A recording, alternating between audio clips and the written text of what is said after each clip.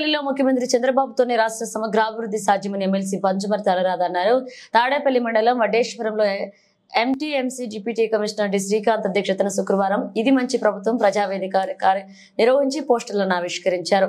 100 రోజుల్లో కూటమి ప్రభుత్వం చేపట్టిన అభివృద్ధి సంక్షేమ కార్యక్రమాలను ప్రజలకు వివరించారు. ఈ సందర్భంగా పంచమర్తి అనురాధ మాట్లాడుతూ ఇది చాలా మంచి ప్రభుత్వం, ఎందుకంటే రాష్ట్ర ఆర్థిక పరిస్థితి సంక్షేమంలో ఉన్నప్పటికీ సంక్షేమం అభివృద్ధిని 2 కళ్లలా భావించి ముఖ్యమంత్రి చంద్రబాబు నాయుడు చర్యలు తీసుకుంటున్నారని అన్నారు. ఎన్నికల్లో ఇచ్చిన హామీ మేరకు వృద్ధులకు ఒకసారి 1000 పెంచి 4000 పింఛన్, దివ్యాంగులకు 6000 చొప్పున పింఛన్ క్రమం తప్పకుండా అందిస్తున్నట్లుగా చెప్పారు. ప్రతి నెల 1వ తేదీన ఉద్యోగులకు జీతాలు, రిటైర్డ్ ఉద్యోగులకు పింఛన్లు అందిస్తున్న ఘనత కూటమి ప్రభుత్వానికి దక్కుతుందన్నారు. ఆస్తిలో సమాన భాగం తీసుకురావడం జరిగింది. అలాగే చంద్రబాబు నాయుడు గారు ముఖ్యమంత్రి అయిన నాడు స్వయం సహాయక సంఘాలు అంటే ఆడవారు ప్రతి ఒక్కరూ కూడా మగవారితో సమానంగా పోటీపడి వారు కూడా వాళ్ళ కాళ్ళ మీద వాళ్ళు నిలబడాలనే ఉద్దేశంతో ఆనాడు చంద్రబాబు నాయుడు గారు డ్వాక్రా సంఘాలు పెట్టడం జరిగింది. అలాగే ఆడవారు వంట చేసేటప్పుడు అంటే ఆయన ఒక ఉదాహరణ కూడా చెప్పారు. అప్పట్లో నా తల్లి కట్టెల పొయ్యి మీద వంట చేస్తుంటే ఆ కంటి నీరు చూసి నాకు ఆ రోజే బాధ అనిపించింది. ఈ రాష్ట్రంలో ఏ ఒక్క ఆడబడుచు కంటి నుంచి నీటి చుక్క రాలకూడదని చెప్పి ఆ రోజు దీపం పథకం పెట్టిన మహానుభావుడు, మహానాయకుడు నారా చంద్రబాబు నాయుడు గారని ఇక్కడ ఉన్న ప్రతి ఒక్క మహిళ కూడా గుర్తించాలి. మీరు ఒక్కసారి ఆలోచించండి. తల్లి తెలుగుదేశం పార్టీ ఆవిర్భవించిన నాటి నుంచి కూడా నేటి వరకు తెలుగుదేశం పార్టీ మీకు ఏ మాత్రం గుర్తింపించిందో కూడా మీరు ఒక్కసారి అవలోకనం చేసుకోండి. తల్లి మేమే కళ్ళబోల మాటలేం చెప్పట్లే, జరిగిందే చెప్తున్నాం. అది అవునో కాదో మీరు కూడా ఒక్కసారి ఆలోచించండి. గత 5 సంవత్సరాలు పరిపాలించిన నాయకుడు జగన్మోహన్ రెడ్డి గారు ఒకటి చెప్పేవాడు. ఏంటంటే ఇదంతా ఆయన ఏదో సొంత నిధులతో చేస్తున్నట్టు, ఆయన సొంత ఇంట్లో డబ్బులు తెచ్చి పెడుతున్నట్టమ్మా.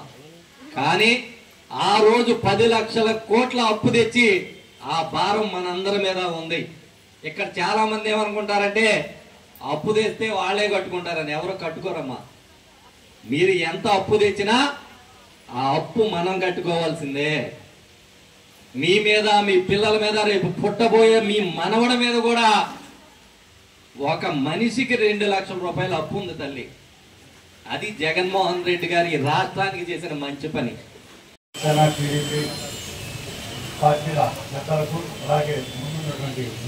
ఇప్పుడు మీకు 1 సెంటు, 2 సెంటు, 3 సెంటు లేకపోతే 1 ఎకరం భూమి ఉంటుందండి. దానికి సంబంధించిన ఒరిజినల్ డాక్యుమెంట్ మీ దగ్గర ఉంటుంది, అసలు నకిలీ మీ దగ్గర ఉంటుంది. ఉంటుందా లేదా? మీ దగ్గర ఉంటాయిగా. సమాధానం చెప్పండి, ఉంటాయా? అవన్నీ తీసుకొచ్చి జగన్మోహన్ రెడ్డికి ఇచ్చేయాలంట. జెరాక్స్లో ఒకటే మీరు ఉంచుకోవాలంట. అసలు ఆయన ఉంచుకొని మరి ఏం చేద్దాం అనుకున్నాడు అని అంటే మాకు అర్థమైంది, అవన్నీ కూడా బ్యాంకు తాకట్టు పెట్టేసి ఆ ఆస్తులన్నీ, మన ఆస్తులు ఆయన తాకట్టు పెట్టేసి ఆయన అప్పు తీసుకొచ్చేవాడు. ఎందుకు ఈ మాట అంటున్నానంటే ఇది ఊహ అనకండి. ఎందుకంటే ఇంతకుముందు తాగుబోతులు కూడా అలాగే తాకట్టు పెట్టాడు. మా వాళ్ళు 15 ఏళ్ల పాటు 20 ఏళ్ల పాటు తాగుతూనే ఉంటారు, మేము తాగిపిస్తూనే ఉంటాము. దానివల్ల వచ్చే ఆదాయం మాకు ఎంత ఉంది కాబట్టి మీకు తిరిగి మేము అప్పు కట్టగలుగుతాం అని చెప్పి తాగుబోతులు కూడా తాకట్టు పెట్టేసిన గనుడు. అదేవిధంగా ఇప్పుడు ఈ ఆస్తుల మీద కూడా పడతాం అనేది ఎంతవరకు సబబండి? మీ దగ్గర ఒక ఒరిజినల్ డాక్యుమెంట్ ఉంటే ఆ డాక్యుమెంట్ మీరు ఏం చేస్తారు? ఇస్తే బ్యాంక్ లోన్ పెట్టుకుంటారు, లేదా మీ పిల్లలకి కట్నం కింద ఇస్తారు, అల్లుడికో లేకపోతే కూతురుకో లేకపోతే ఎవరికో ఒకరికి ఇస్తారు, లేదా మీ తదనంతరం ఎవరికో ఒకరికి రాస్తారు. అవి తీసుకెళ్ళి జగన్మోహన్ రెడ్డికి ఇవ్వాల్సిన అవసరం ఏముందండి? ఇది తప్పుడు విధానం అని ఘంటాపదంగా చెప్పి మరి నారా చంద్రబాబు నాయుడు గారు దాన్ని రద్దు చేశారు అని మీ అందరికీ కూడా తెలియజేస్తా ఉన్నాం. ఇందులో ఇంకోటి కూడా ఉంది. మనం సరే జెరాక్స్లు మన దగ్గర ఉంచుకొని అసలు వాళ్ళకి ఇచ్చినప్పటికీ కూడా అక్కడికి వెళ్ళి తాలూకా ఆఫీస్లో కానీ ఎంఆర్ఓ ఆఫీస్ దగ్గర కానీ రిజిస్టర్ దగ్గర, సబ్ రిజిస్టర్ లేదా ఎంఆర్ఓ గారి దగ్గర కానీ వెళ్ళి ప్రతి 3 నెలలకి బాబు ఇది నాదే, బాబు ఈ స్థలం నాదే, ఇది నాదే అని చెప్పాలంట. అది చెప్పకపోతే ఎవరో ఒకళ్ళు వచ్చి అది రాయించేసుకుంటారంట. ఇది ఎవరిది కాదు, ఇది నేను రాయించుకుంటాను. బాబు ఇది నాదే బాబు, ఇది నాదే బాబు అని చెప్పి ప్రతి 3 నెలలకి వెళ్ళి అక్కడ ఇది నాది అని చెప్పి మళ్ళీ సంతకం చేసి రావాలంట. అసలు ఇతను రాజకీయాలకు కానీ లేకపోతే ఒక లీడర్గా కానీ పనికొస్తాడా? మీరు చెప్పండి, గట్టిగా చెప్పండి. మీ కష్టాన్ని కూడా దోచేసుకోవాలనే ఆలోచన విధానం ఎంత దారుణమో చూడండి. అదేవిధంగా అన్నా క్యాంటీన్ 5 రూపాయలకి భోజనం పెడితే పోయేదే ఉంది. మనం గుళ్ళోకి వెళ్తే కూడా 10 రూపాయలు మినిమం మనం దేవుడికి గుండీలు వేస్తాం కదండి, వేస్తామా? ఏమో చర్చికి వెళ్ళినా కూడా వేస్తామా లేదా? గుడికి వెళ్ళినా వేస్తామా లేదా? అలాంటిది 5 రూపాయలకి భోజనం పెట్టి మొత్తం సంవత్సరం మొత్తం మీద అయితే 150 కోట్లు అయింది ప్రభుత్వానికి. ఎవరో ఒకళ్ళు తింటారుగా, ఎవరు తినలేక. ఇప్పుడు మన అయ్యే తల్లిదండ్రి అయినా అన్ని బాగుండోడిని ఈడు ఉద్యోగం చేస్తే బాగుండు అనుకుంటారు. ఇంకా మంచోడిని ఈడు ఉద్యోగం చేసి మమ్మల్ని ఉద్ధరిస్తే బాగుండు అనుకుంటారు. ఇంకొంతమంది మమ్మల్ని ఉద్ధరించుండే కాకుండా ఈడో రూపాయి దాచుకొని ఎవరు ఆస్తి కొనుక్కుంటే బాగుండు అనుకుంటారు. ఇలా గంజాయి తాగేవాడిని ఏమనుకుంటారు, ఈడేం చేయలేకపోయినా పర్లేదు, మనమే భోజనం పెడతాము, అడు తినకుంటే చాలు, కన్నందుకు మనం పెట్టాలిగా తిండి అని అనుకుంటాం. ఆ గంజాయి అట్లాంటి పరిస్థితికి జగన్మోహన్ రెడ్డి తీసుకొస్తే వాళ్ళ పిల్లలు గంజాయి తాగితే ఎట్టుంటుందో అతనికి తెలిసి రావాలి. అట్లాగా అందుబాటులో ఉండే విధంగా వాళ్ళకి ఏంది, ఇంకా అది గంజాయి అలవాటు అయితే అదే టయానికి మళ్ళీ అది గంజాయి తాగకపోతే ఇక వాళ్ళకి పిచ్చెక్కేస్తూ ఉంటుంది, మెంటల్ వచ్చేస్తూ ఉంటుంది. ఇక ఏం చేస్తారు, ఇంటికి వెళ్ళి తల్లిని అడుగుతారు, తండ్రిని అడుగుతారు, లేదా కొడతారు. తల్లిదండ్రిని కొట్టేవాళ్ళు కూడా ఉన్నారు, చాలా మంది ఉన్నారు. ఇలాగ గంజాయికి అలవాటు పడినోళ్ళు, విపరీతమైన తాగుడికి అలవాటు పడినోళ్ళు, డబ్బులు ఇవ్వకపోతే ఎన్ని చూడట్లేదు. మనం నిర్మోహమాటంగానే అన్ని చెప్పుకోవాలి. మనం ఏదో ఇక్కడికి వచ్చి మంచిగా తయారయ్యి మనం వచ్చి మనం అందరం బాగున్నామనా? అందరి కడుపుల్లో బాధలు ఉన్నాయా లేవా? తల్లుల గురించో, లేకపోతే మామగారుల గురించో, అత్తగారుల గురించో, పిల్లల గురించో, కొడుకుల గురించి మనసు వస్తుంటే దానికి అదనంగా అగ్నికి ఆజ్యం పోసినట్టు ఈ గంజాయి తగ్గించాడు ఈ జగన్మోహన్ రెడ్డి. మరి దాన్ని రూపుమాపేదానికి కూడా అహర్నిశలు ముఖ్యంగా నారా లోకేష్ గారు దీన్ని ప్రతిష్టాత్మకంగా తీసుకొని గంజాయి అనేది లేకుండా చేస్తూ ఉన్నారు. అదేవిధంగా ఉద్యోగాల కోసం, పరిశ్రమలు తీసుకురావడం కోసం అహర్నిశలు ఆయన ఉద్యోగాల వేటలోనే తీసుకురావాలనే వైజాగ్ కూడా మనం గత 3 రోజుల నుంచి అక్కడే తిరుగుతూ ఉన్నారు.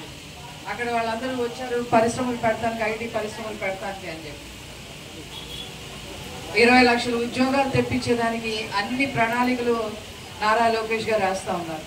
అంతేకాకుండా మరి అండర్ గ్రౌండ్ డ్రైనేజీ ప్రణాళికలు, అదేవిధంగా వీధి దీపాలకి సంబంధించిన ప్రణాళికలు వేయడం జరుగుతూ ఉంది. మంగళగిరి నియోజకవర్గంలో 453 కిలోమీటర్ల మేర కాలువలు పూడికలు తీయటం జరిగింది.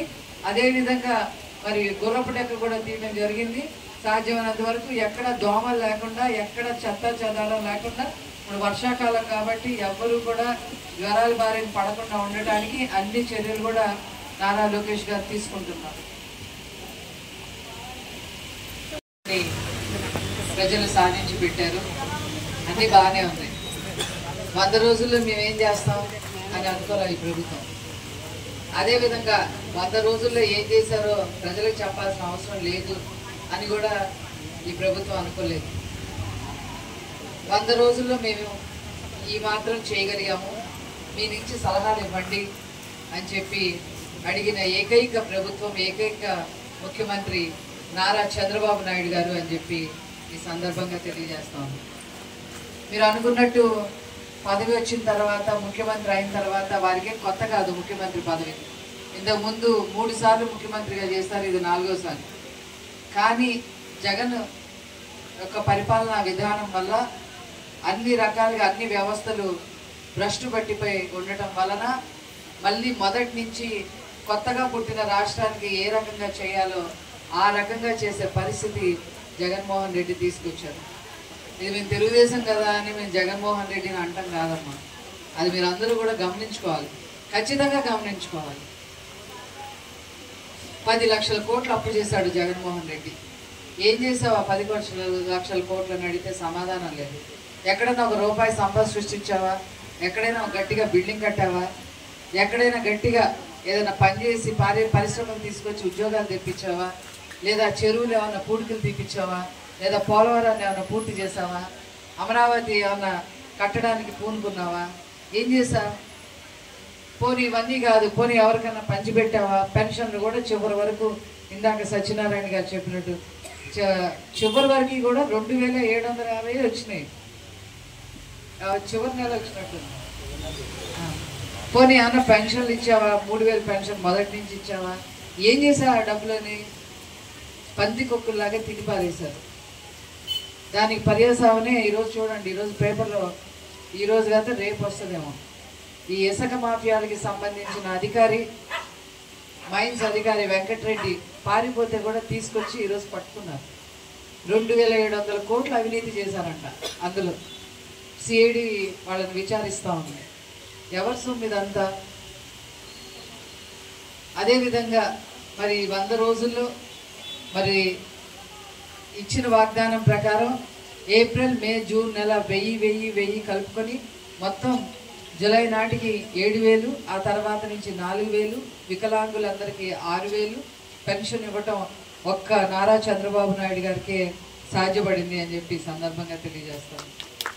అంతేకాకుండా మెగా డిఎస్సి ఉపాధ్యాయులకి, మరి ఉపాధ్యాయులు ఎక్కువ మంది పిల్లలు చదువుకోవాలి, పైకి రావాలి, మంచి పౌరులుగా తీర్చిదిద్దబడాలి అని అంటే ఉపాధ్యాయులు ఎంతో అవసరం.